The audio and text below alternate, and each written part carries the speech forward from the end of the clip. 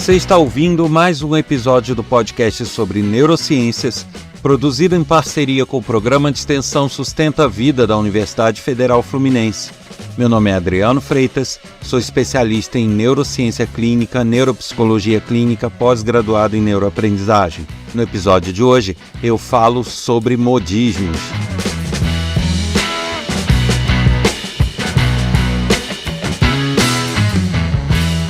Se você quer ajudar a manter esse projeto vivo para que sempre tenha informações de qualidade, informações interessantes para todos, basta compartilhar o canal, compartilhar episódios que você goste, indicar para seus amigos, colegas de trabalho, parentes, porque a audiência nos faz conseguir manter esse projeto cada vez com mais força. E se você quer participar através de e-mail ou por WhatsApp, enviando suas críticas, dúvidas, elogios, sugestões, isso pode ser feito através do e-mail podcast@sustenta-vida.com ou pelo WhatsApp código 22 992221003. E para também ter acesso a trechos de aula, palestras e outros materiais, vídeo curtos, você pode acessar o meu site www.adrianofreitas.com ou então as redes sociais, TikTok, Instagram, Facebook. Basta procurar neurociência.af. Te aguardo lá.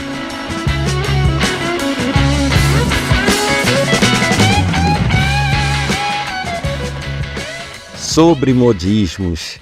Realmente, nesse episódio eu resolvi bater um papo, justamente porque eu observo que há determinadas ocasiões ou determinadas situações que geram uma pequena moda dentre as pessoas no tocante a transtornos, no tocante a problemas de saúde e até doenças mesmo clínicas. Isso é observado porque normalmente quando se fala de algo na televisão, em algum programa de audiência, imediatamente se vê crescer mensagens pedindo mais informações sobre aquele assunto, até aí bacana, mas muita gente meio que dizendo que tem aquele transtorno, que está desconfiado que tem, ou seja, acaba virando uma moda.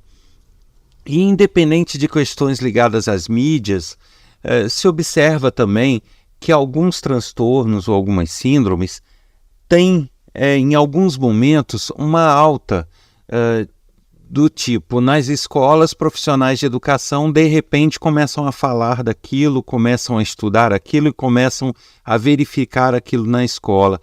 Então, de repente, passa a ter um forte número de indicações de análise ou de até diagnósticos de forma sazonal, sabe? Em alguns momentos, está na moda o TDA. Então, de repente, todo mundo passou a ter TDA. De repente, fica na moda o TEA. De repente, um monte de gente passa a ter TEA. Algumas ocasiões onde profissionais de educação ou alguns outros profissionais se especializam mais num determinado assunto ou estudam mais sobre um determinado assunto e, de repente, o que aparece de gente dizendo ter aquele problema ou então que foi indicado a verificar com um profissional da área se tem aquele problema, é muito grande, né? Então, a gente tem, no momento, um boom aí de casos de TEA e de que é transtorno do espectro autista, TDA, TDAH, agora TDI, transtorno dissociativo de identidade.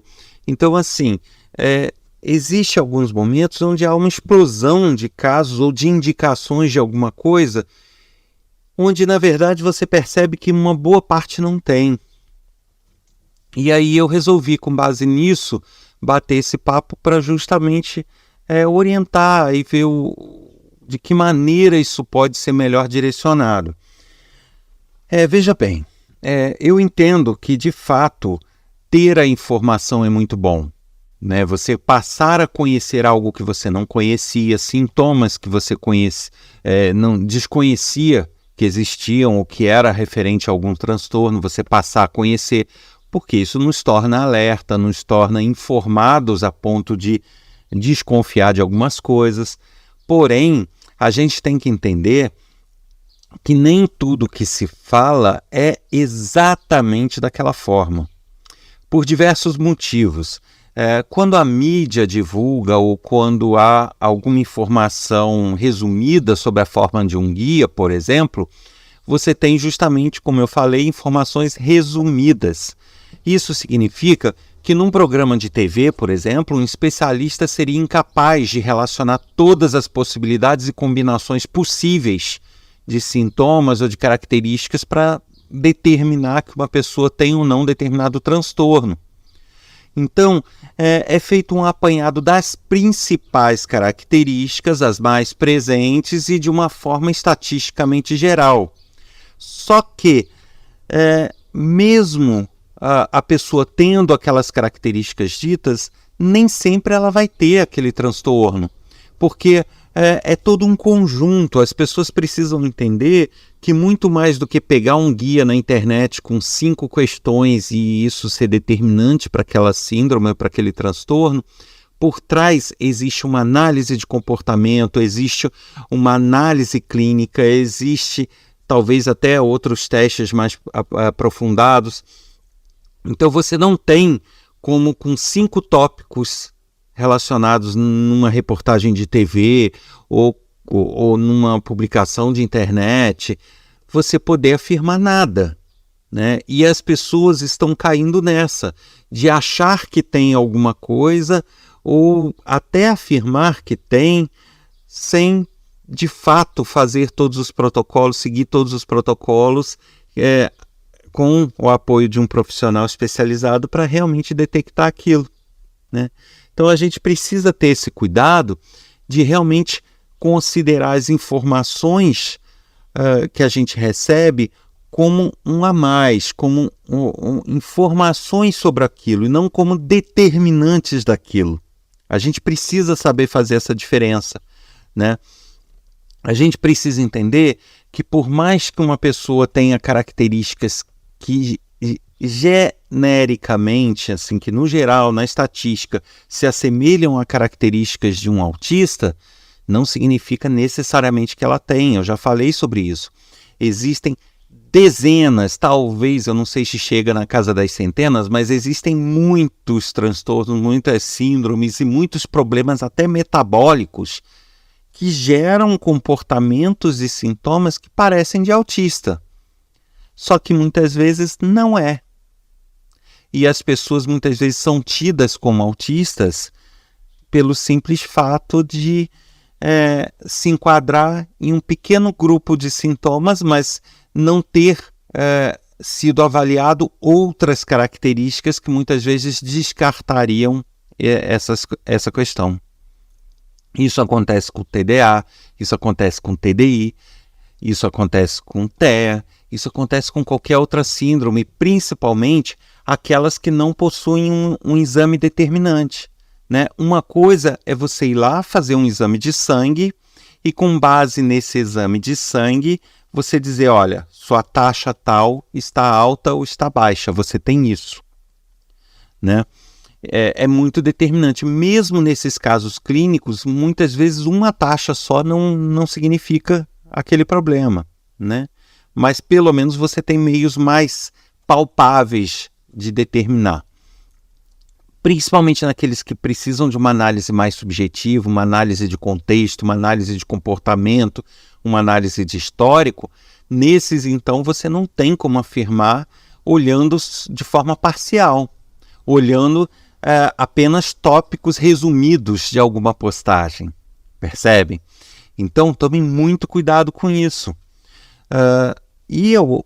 Infelizmente, o que eu observo é que, inclusive, alguns especialistas, alguns profissionais estão entrando nessa, porque eles se baseiam em estatísticas. Isso já foi assunto de outro episódio aqui, né? Eles olham o que é mais recorrente naquele transtorno, naquela síndrome, o que é mais frequente nas pessoas e que muitas vezes eles vão utilizar isso para descartar ou não determinada síndrome, quando na verdade a análise vai bem mais além do que aquilo. Então a gente precisa realmente ter um olhar mais cuidadoso antes de afirmar qualquer coisa e antes até da gente se alarmar com alguma coisa, né? Tem gente que se alarma. E tem gente que não se alarma, mas, né, acaba se colocando na posição de ter algo que muitas vezes não tem. É engraçado, eu vou citar até aqui exemplos que não são propriamente da minha área, mas que servem para ilustrar, né?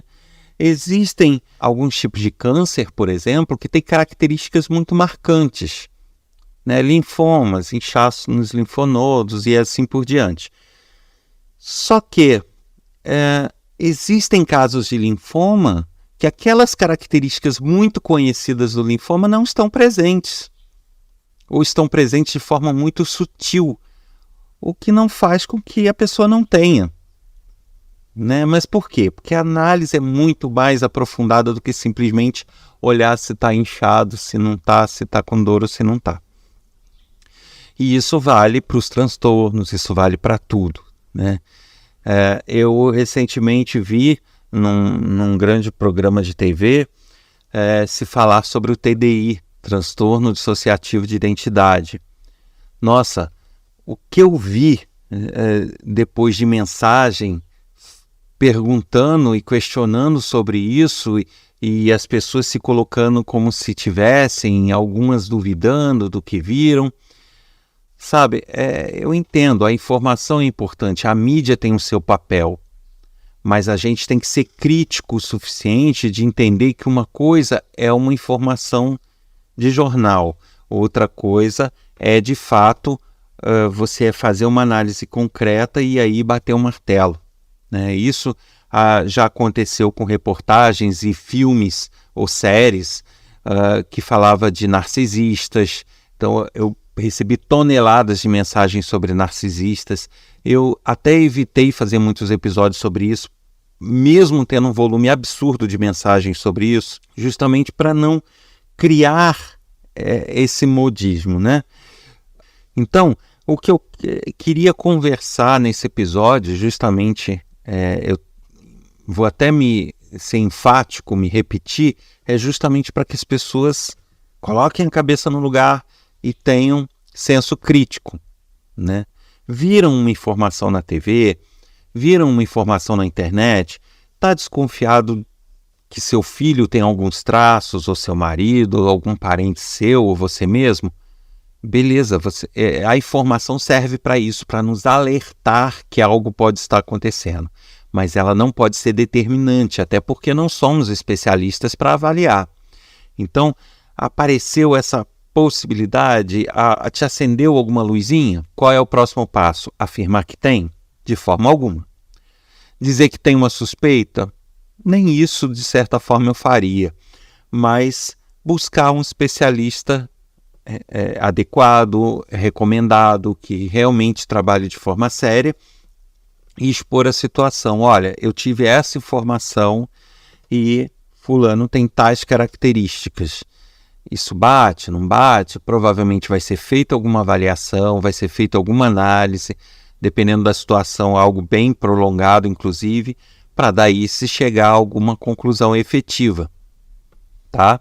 Agora, sempre bom ter em mente o seguinte: o que se vê na mídia, tá? E até algumas coisas que eu falo aqui no podcast mesmo, é o resumo do resumo resumido, tá? Então, não levem em conta, por exemplo, teve um episódio aqui que eu falei da síndrome de Capgras, ou da prosopagnosia.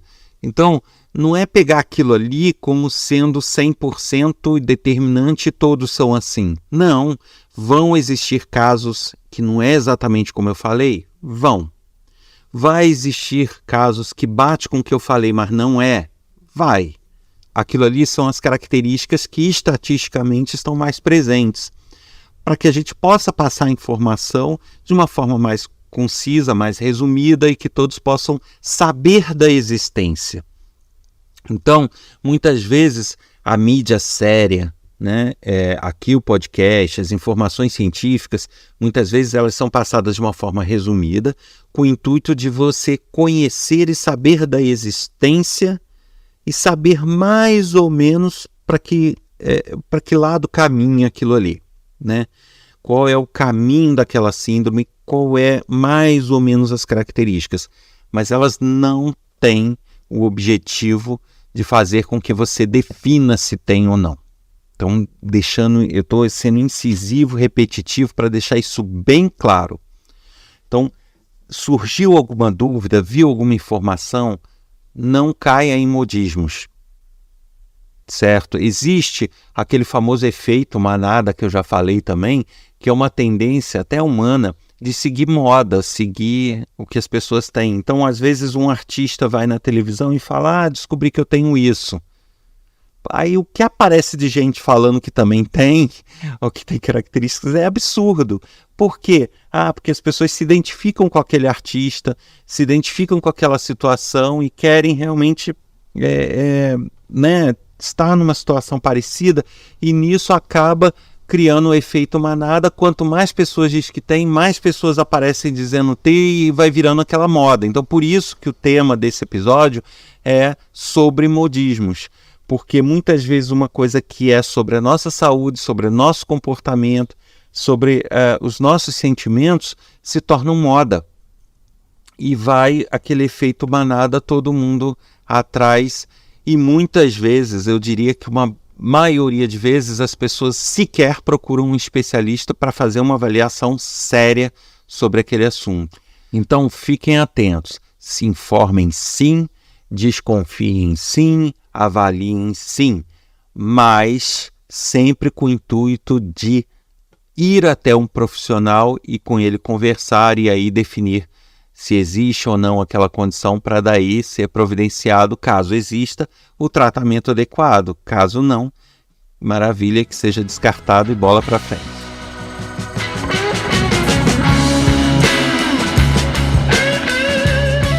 Você ouviu mais um episódio do podcast sobre neurociências, produzido em parceria com o programa de extensão Sustenta a Vida da Universidade Federal Fluminense. Meu nome é Adriano Freitas, pós-graduado em neuroaprendizagem, especialista em neurociência clínica, neuropsicologia clínica. Quer escrever para a gente com críticas, dúvidas, elogios, sugestões? Basta enviar um e-mail para podcast@sustenta-vida.com ou mensagem de WhatsApp para o número 22 99 222 1003. Aguardo sua mensagem. Semana que vem tem mais um episódio aqui com assunto para lá de especial, hein? Você não perde por esperar. Te aguardo.